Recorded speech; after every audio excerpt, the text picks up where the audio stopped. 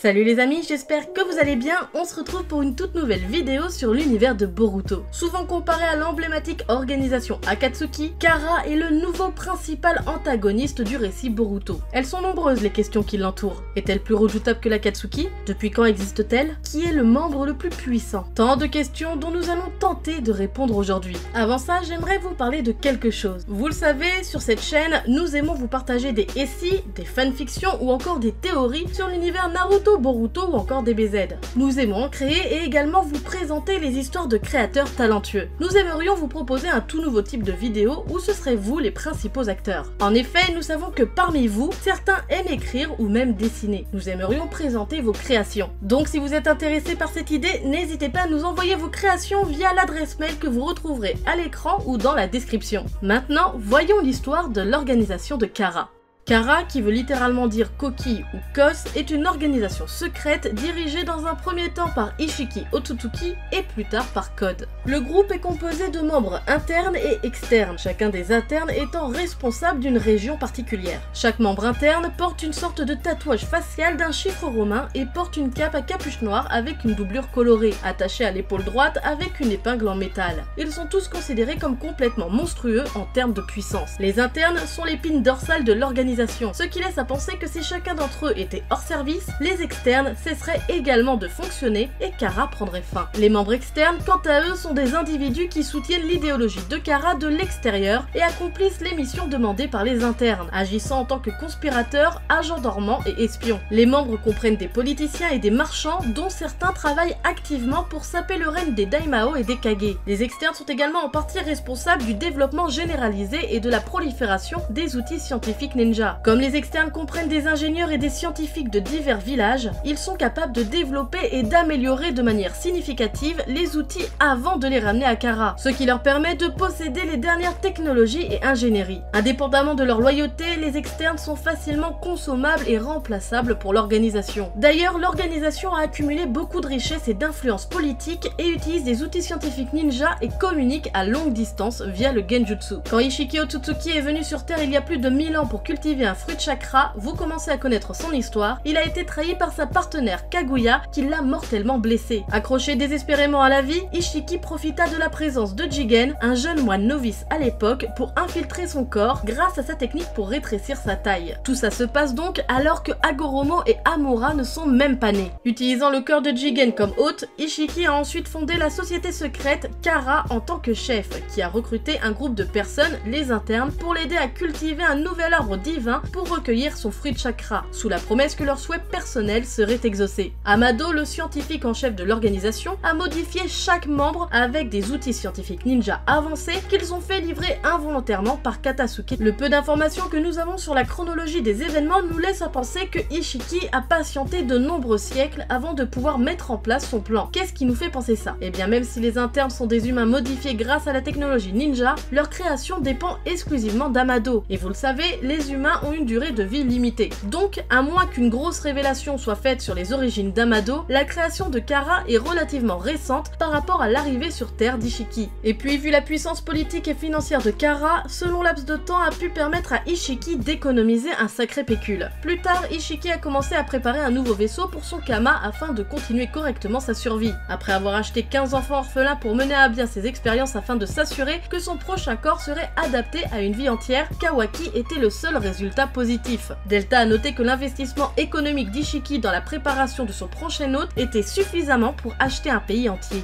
Le développement de Kawaki ainsi que la culture de l'arbre divin sont devenus des facteurs qui ont poussé Kara à gagner du temps dans ses objectifs. Code, étant l'un des 14 enfants à être considéré comme un échec et le seul de ceux à avoir survécu, s'est retrouvé avec un Kama blanc à la place, qui n'a pas la capacité de servir d'hôte pour Ishiki, et a ensuite été recruté par Kara comme un interne et le subordonné le plus fidèle d'Ishiki. Dans l'anime, Kara a profité du pays d'Ame qui est principalement abandonné pour mener ses expériences antérieures dans l'une de leurs installations cachées là-bas. Bien Bien qu'il s'est depuis longtemps abandonné cette installation, elle est restée intacte jusqu'à ce que Sasuke et Sai enquêtent là-bas, provoquant le déclenchement d'un mécanisme d'autodestruction par l'externe Garashi. Lorsque Jigen a demandé pourquoi l'endroit n'avait pas été détruit il y a longtemps, il a lancé un regard suspicieux à Victor, qui a froncé les sourcils en retour avant de le rejeter comme rien d'incriminant à long terme. Avec l'histoire de Kara, nous avons déjà un élément de réponse. L'organisation Kara était bien plus puissante en termes de finances et politique. Même si l'Akatsuki avait su s'imposer dans un pays, la présence de Kara, elle, est d'une toute autre mesure. L'organisation a su mettre la main sur tous les secteurs en plein développement afin d'être au centre même des innovations technologiques. Un autre point qui n'est pas négligeable, c'est le fait que Kara, même suite à la mort d'Ishiki, soit toujours sur pied et toujours capable de mettre à bien son plan, chose qui n'était pas le cas pour l'Akatsuki. Cette dernière montrait une toute autre image puisque celui qui était présenté comme son chef ne l'était pas vraiment et le véritable chef n'était finalement qu'un pantin. On en viendrait presque à avoir pitié de ses membres. Kara, elle, montre une réelle cohésion d'équipe, tellement intense que même suite à la perte de son créateur, l'organisation est toujours sur pied et ne semble absolument pas prête à vaciller. C'est comme si nous étions face à un arbre centenaire aux racines tellement profondément ancrées au sol que nous sommes incapables de savoir comment le déraciner. Ce sentiment, nous le devons à chaque membre de l'organisation qui présente une détermination sans faille et des ressources inépuisables. S'ils sont tous plus redoutables les uns que les autres, qui est celui qui est le plus puissant? N'hésitez pas à me partager en commentaire votre propre classement des membres de Kara. Dans notre classement, nous allons nous intéresser seulement aux membres internes, et Jigen est exclu, sinon c'est de la triche. Victor est un homme âgé, court et trapu avec un cache-œil sur l'œil droit et une prothèse au niveau de la jambe droite. Il possédait le tatouage du chiffre romain 5 sur sa tempe gauche et était connu pour sa technique de régénération. Dans l'anime, Dippa affirma qu'il obtint sa place au sein de l'organisation grâce à ses immenses investissements issus de sa compagnie de fabrication de matériel médical. Il fut brûlé à mort par Kashin Koji. Dans l'anime, l'assassinat de Victor par Kashin Koji fut ordonné par Jigen suite à ses nombreuses erreurs et sa trahison. Dans l'anime également, il est dit que Victor a participé à la 4e Grande Guerre Ninja, ce qui lui coûta sa jambe. Par la suite, Victor retourna au pays des Vallées où il passa des années à créer une nouvelle société de soins médicaux et de recherche. Bien qu'il soit le premier membre de Kara à être tué dans le manga, Victor est un personnage assez puissant. Capable de manier les 5 changements de la nature des chakras, Victor est montré dans l'anime en train d'affronter Orochimaru et de dominer Konohamaru. De même, son corps est capable de se régénérer rapidement, remplaçant même sa tête après qu'Orochimaru l'ait décapité. Cependant, ses pouvoirs de régénération sont incomplets et il manque de conscience car Kashin Koji le tue assez facilement après s'être caché dans son antre.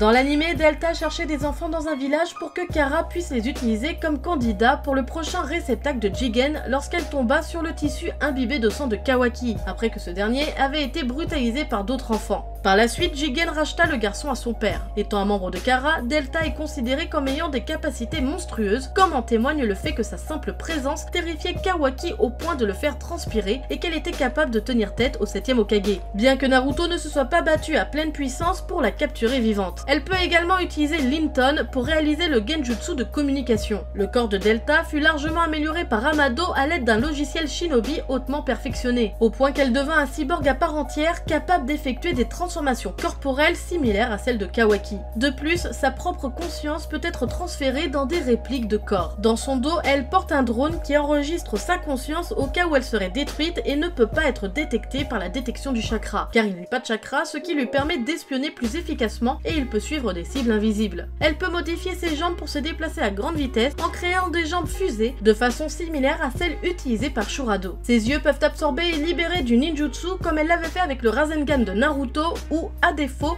lancer un puissant rayon destructeur capable de venir à bout des plus fortes capacités de régénération. Elle peut également créer plusieurs protubérances semblables à du bois à partir de ses jambes, suffisamment puissantes pour percer même les défenses du manteau de chakra du mode ermite du Rikudo de Naruto. Ces modifications lui confèrent une force brute capable de faire saigner Naruto d'un simple coup de poing. Elle montra aussi sa capacité à s'envelopper de chakra pour augmenter ses capacités physiques. Delta se montra extrêmement doué au taijutsu, capable de se mesurer au 7e Hokage bien qu'il soit en mode ermite, de porter plusieurs coups puissants à son adversaire, de forcer Naruto à rester sur ses gardes et à faire pression sur lui lorsqu'elle fut combinée à son artefact shinobi. À un moment donné dans l'histoire, Boro établit son propre culte pour suivre ses opinions fanatiques. Bien que Jigen lui a ordonné de détruire les puissants cyborgs qu'Amado ait créés, Boro avait en vérité stocké Eida après qu'il fut affecté par son pouvoir d'attraction, aux côtés de son frère Daemon à la base de son culte. Dans l'animé, il empoisonnait secrètement des villages, puis apparaissait comme le sauveur, utilisant ses capacités pour purifier les lieux et être vénéré par tous ceux autour de lui, promettant un monde de bonheur et de salut à ceux qui avaient rejoint son culte. Il prêchait à ses disciples que le clan Otsutsuki était des dieux protecteurs et bienveillants envers l'humanité, dont les conseils leur accorderaient la paix mondiale à travers les arcanes lunaires infinis. Il déplora également avec colère la façon dont les 5 grands pays ninja avaient tué 3 membres du clan Otsutsuki et annulé le Tsukuyomi infini, affirmant qu'ils l'avaient fait pour préserver égoïstement leur propre statu quo dans le monde. Convenant à sa grande taille, Boro était très fort, capable de soulever facilement l'énorme bouilloire hermétique qui contenait Naruto d'une seule main et de la lancer sur une grande distance. Mais sa taille imposante n'en fait pas un combattant lent puisqu'il est d'une rapidité trompeuse, capable de s'échapper habilement de la vue de ses ennemis après avoir créé une diversion et d'intercepter rapidement la fuite de son adversaire. Le corps de Boro est également très résistant puisqu'il était capable de rester debout après avoir reçu un coup direct du Rasengan et de contrer sans effort une attaque du bras transformé de Kawaki. De plus, il montre une grande tolérance à la douleur, capable d'encaisser tous les coups de l'équipe 7 et de Kawaki qui pouvaient détruire son corps. Il se révèle également très compétent en taijutsu, capable de repousser facilement l'assaut combiné de l'équipe 7 et de Kawaki avec des coups punitifs. Il est également capable d'effectuer une technique de régénération qui peut rapidement annuler tous les dommages physiques qu'il subit et même annuler les effets du poison. Boro est capable d'utiliser le Katon, le Doton et le Suiton. En combinant les deux premiers, il peut utiliser le Yoton pour créer un acide puissant capable de faire fondre rapidement des shurikens. Avec le Suiton, il peut produire des murs déferlants qui pourraient facilement contrer le Reiton de Mitsuki et le Katon de Sarada. De plus, en utilisant l'Inton, il peut communiquer avec les autres internes de Kara via le Genjutsu. Vous l'avez compris, comme tous les autres membres de Kara, le corps de Boro avait été modifié avec des outils scientifiques ninja par Amado, avec lesquels Boro pouvait libérer un virus à action rapide qui est transporté par sa brume noire. Le virus paralyse ses adversaires par simple contact et comme il s'agit d'une forme de matière physique plutôt que du chakra, il ne peut pas être absorbé par le Kama. Boro lui-même est immunisé contre ce virus en raison du fait qu'il transporte les anticorps correspondants dans son sang. Son corps fut également modifié avec un noyau spécial qui peut déplacer à l'intérieur du corps qui sert à activer et à augmenter instantanément sa technique de guérison, suffisamment pour survivre à pratiquement tous les dommages et se régénérer en quelques secondes même si sa tête est complètement détruite. Dans le même temps, ces modifications dépendent du noyau pour maintenir son corps stabilisé car sans lui, son corps muterait de manière incontrôlable, le faisant entrer dans un mode déchaînement, dans lequel il grandit jusqu'à une taille extraordinaire et où ses membres se transforment en tentacules. Je vous ai déjà présenté récemment Kashin Koji et ses compétences dans le 5 choses à savoir sur Kashin Koji, que vous pouvez retrouver en description de la vidéo. Il va sans dire que son combat face à Jigen permet de justifier sa puissance et sa place dans ce classement. Tout comme Kashin Koji, je vous ai présenté récemment Kawaki et ses compétences dans le 5 choses à savoir sur Kawaki, que vous pouvez retrouver en description. Sa principale caractéristique avec toute la puissance qu'il a actuellement, c'est qu'il est jeune et qu'il a une très grande possibilité d'évolution.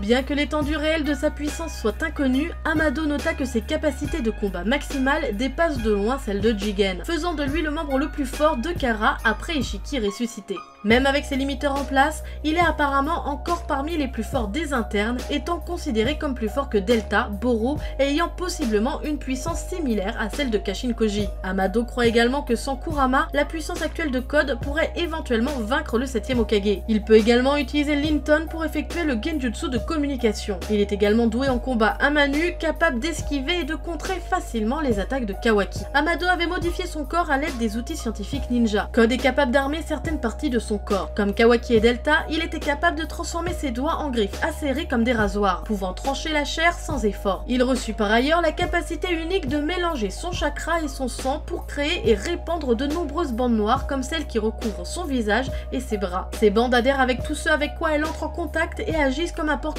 personnel qu'il peut traverser, partiellement ou complètement, lui permettant de frapper de n'importe quel endroit que les bandes touchent. Contrairement aux autres internes de Kara dont les capacités de combat furent améliorées par Amado, Code Code avait reçu des modifications supplémentaires pour limiter l'énorme pouvoir qu'il avait acquis grâce au Kama blanc. En tant que réceptacle raté d'Ishiki Otsutsuki ayant survécu à la procédure de marquage, Code avait un Kama blanc qui lui donnait accès au pouvoir pur de son maître. Bien que l'étendue de ses capacités reste inconnue, selon Amado, la façon dont son corps réagit au Kama blanc lui donna une puissance anormalement grande, dépassant même celle de Jigen. Cependant, il est incapable d'absorber les jutsu. Comme l'avait noté Ishiki, il lui permettrait à terme de se transformer en un Otsutsuki accompli et parfait et d'accomplir la volonté du clan de dévorer les mondes et d'évoluer afin d'atteindre la divinité. Lorsqu'il est activé, il répand des marques grises le long du côté gauche de son corps, formant un motif qui reflète presque celui de Jigen, s'étendant jusqu'à l'œil gauche.